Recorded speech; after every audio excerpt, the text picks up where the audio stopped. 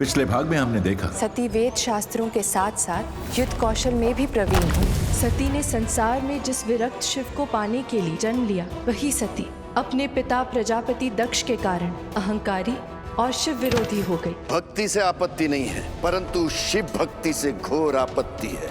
कौन है ये शिव? शत्रु है हमारा। पिता का शत्रु अर्थात पुत्री का शत्रु। अब आपकी पुत्री उससे प्रतिशोध लेगी। वो जहां भी छिपा हो ढूंढ कर उसको दंड देगी। अब आगे।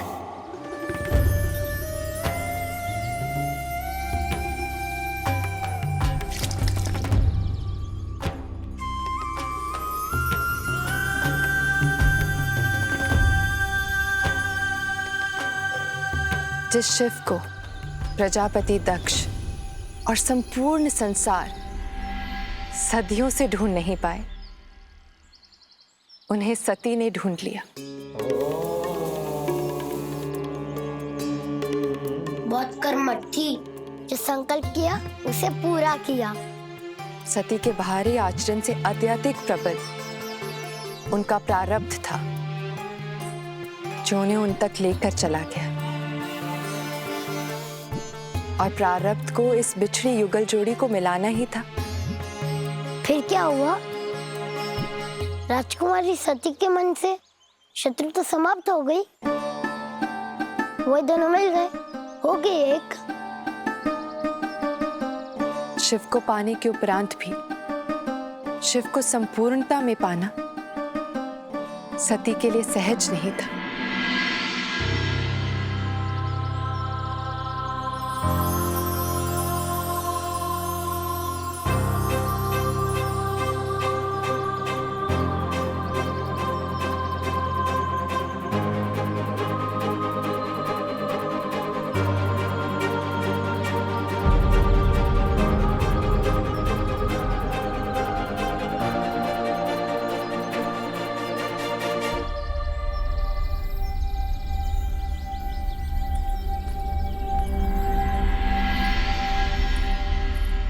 छिप गए? मायावी शिव, कहाँ छिप गए तुम? सामने आओ, आज मैं तुम्हें तुम्हारे अपराध का दंड देकर रहूंगी। स्मरण रहे, ये प्रजापति दक्ष की पुत्री सती का वचन। अब तुम छिप नहीं सकते। पाताल से भी ढूंढ निकालूंगी तुम। पाताल से भी। सामने आओ शिव। लंबे समय तक प्रतीक्षा करने के उपरांत भी जब शिव उस दिन उसे नहीं मिले, तब वो अपनी असफलता से निराश नहीं हुई। उसने शिव को खोज निकालने के प्रण को धारण किया।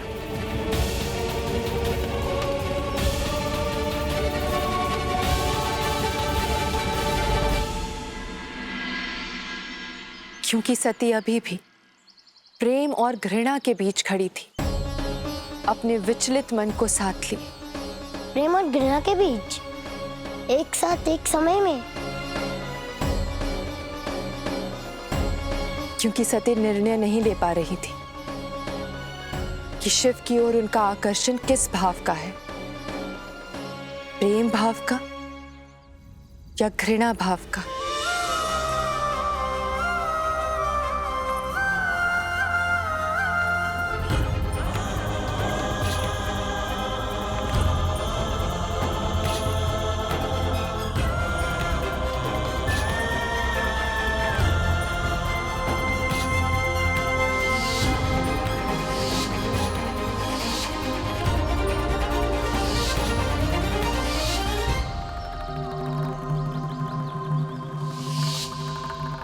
कौन है ये शिव? शत्रु है और उससे प्रतिशोध लेना मेरे जीवन का लक्ष्य। कटा हुआ शीश किसका?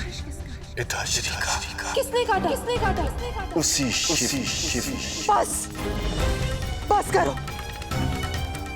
तुम सती को अपनी माया से नहीं भटका सकते। मायावी शिव मेरे अंतर्मन को वश में नहीं कर सकता। पिताश्री सत्य कहते हैं, मायावी हो तुम, भ्रम हो। सुन रहे हो तुम? भ्रम हो तुम। सती,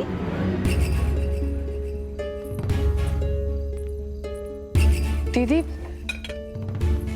किससे बातें कर रही थी?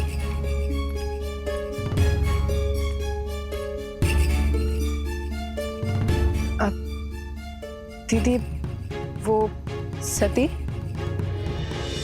तुम ठीक तो हो ना? हाँ,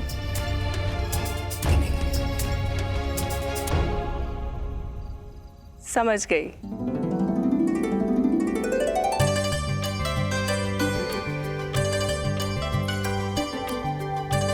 कौन है वो जिसने मेरी छोटी बहन के हृदय में अधिकार जमा लिया है?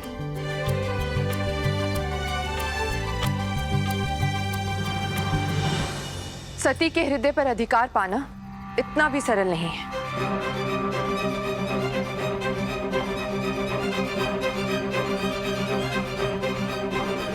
परंतु आपको क्यों अनुभव हुआ कि किसी ने मेरे हृदय पर अधिकार?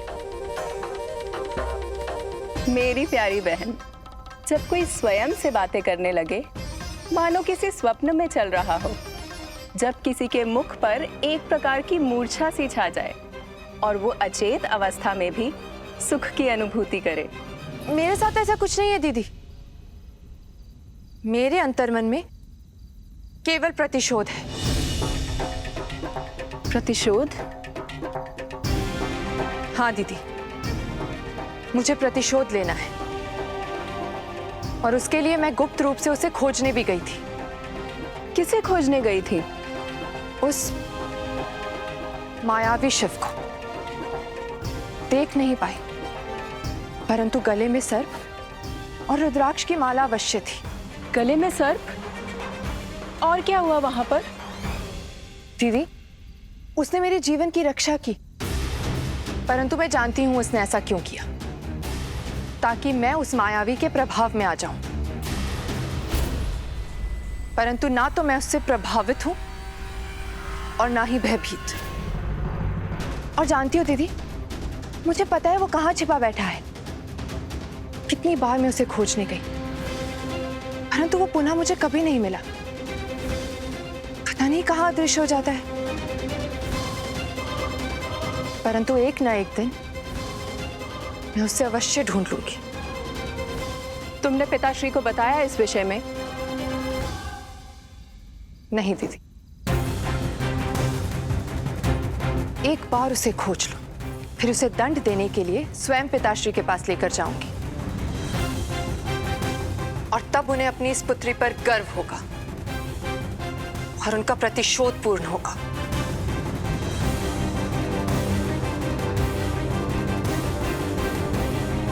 परंतु मुझे तुम्हारे इस निर्णय के विषय में पिताश्री को बताना होगा सती।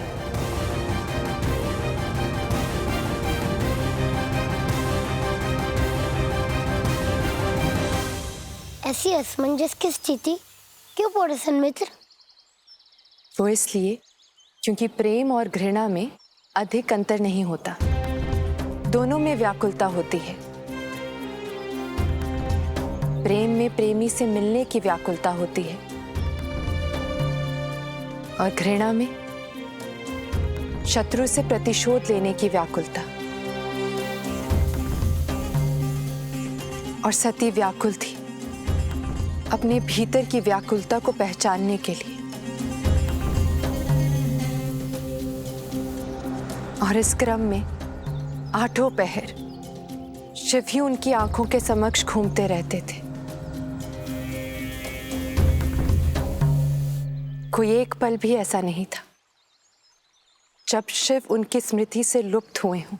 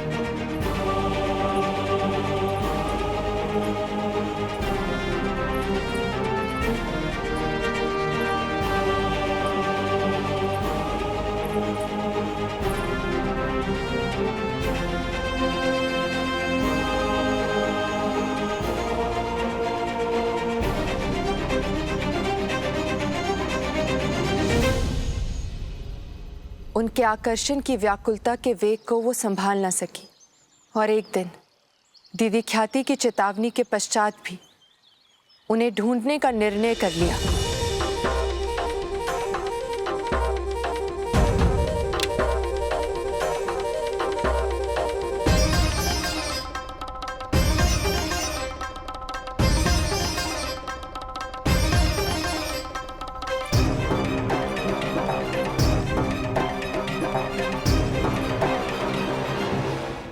पिताश्री,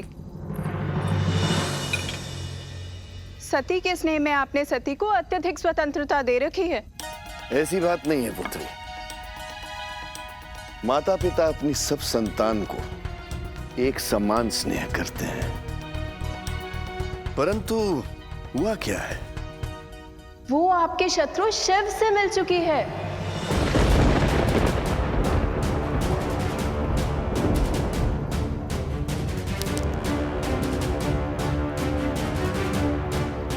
और वो उसे खोजने के लिए बार बार हिमालय के वन क्षेत्र पर भी जाती रहती है।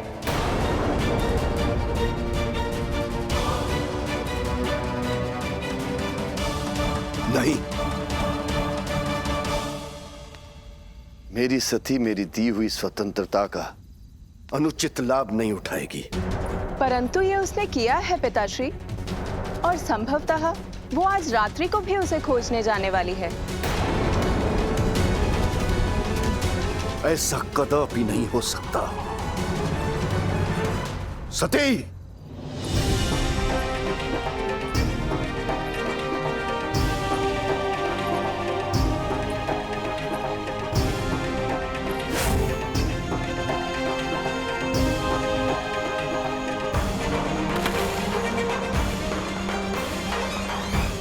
पुत्री सती,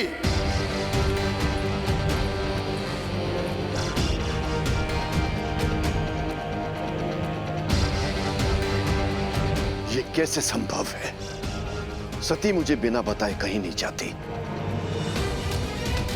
ख्याति, तुम जो कह रही हो उसका कोई प्रमाण है?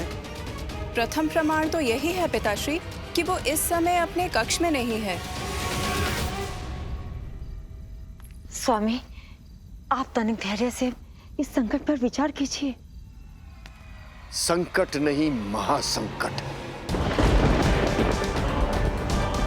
जिस पुत्री को इतने स्नेह, ज्ञान और संस्कारों से पोषित किया, आज मुझे बिना सूचित किए उस आघोरी शिव से मिलने चली गई। परंतु सती को भ्रम है कि वो दक्ष की पहुंच और पकड़ से दूर है। सैनिकों, जंगल की दक्षिणी मार्ग के उस पार कैलाश जाने वाली सभी मार्गों पर पहरा बिठा दो।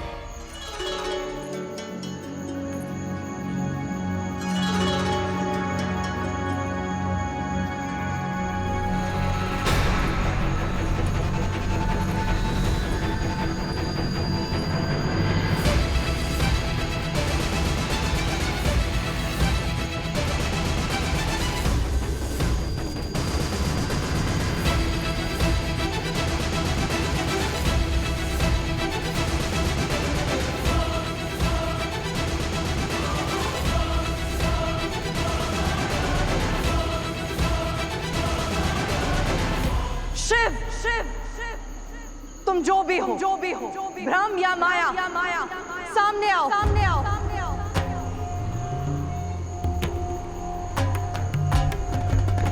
बंद करो ये लुका छुपी का खेल। सामने आओ शिव, सामने आओ। तुम्हारे उपकार के जल की शीतलता मेरे प्रतिशोध की अग्नि को शांत नहीं कर सकती। तुम्हें सती का सामना करना होगा। आओ सामने।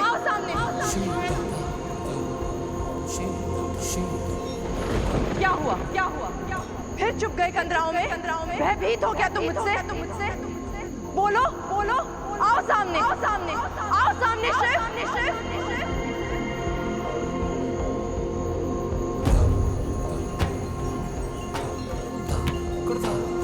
समझ गए। तुम ऐसे नहीं आओ। तुम्हें उपकार करने का अवसर चाहिए ना? स्वयं को दयावान सिद्ध करना चाहते हो? ठीक है, देती हूँ मैं तुम्हें अवसर।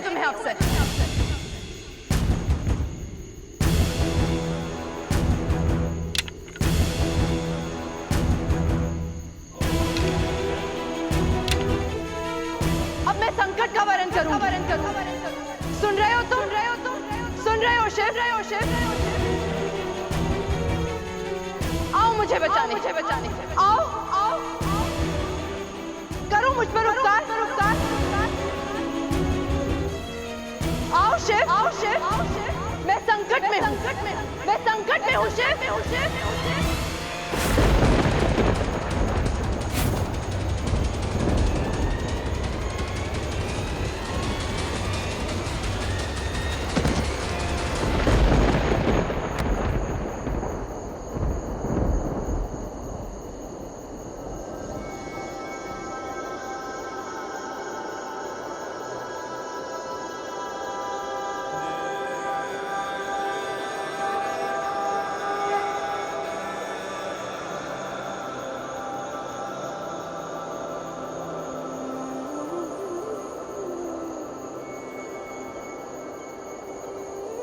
हर बार की तरह वो पुनः मिले थे, पर इस बार शिव संसार से विरक्त थे। उनका हृदय पीड़ा से भरा था और सती का मन प्रतिशोध की भावना से।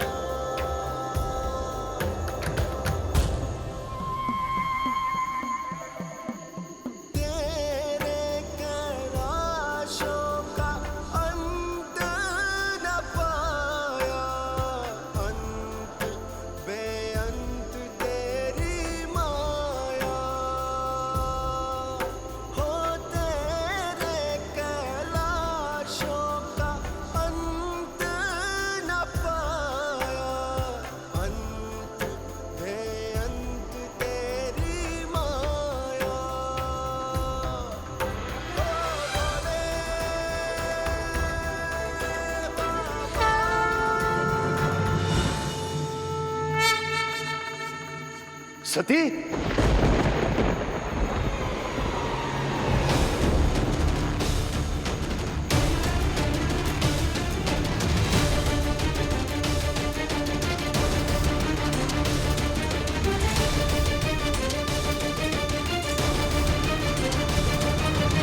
कपालिक शिव, प्रजापति दक्ष की चेतावनी है तुझे।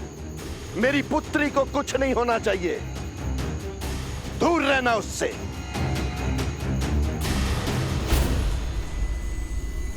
यदि भूलवश भी उससे कुछ हो गया तो समझ लेना कि अनर्थ हो जाएगा, अनर्थ।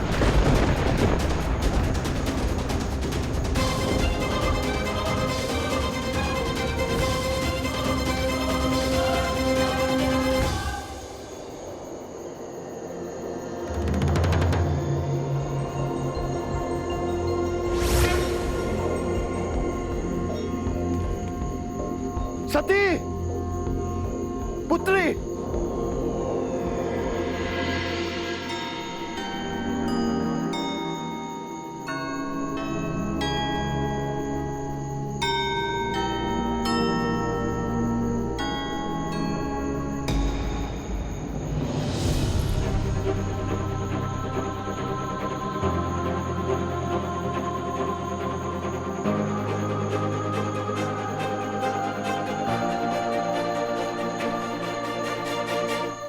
वो कपाली कहां अदृश्य हो गया? कहां गया तू? कहां चला गया मेरे भय से?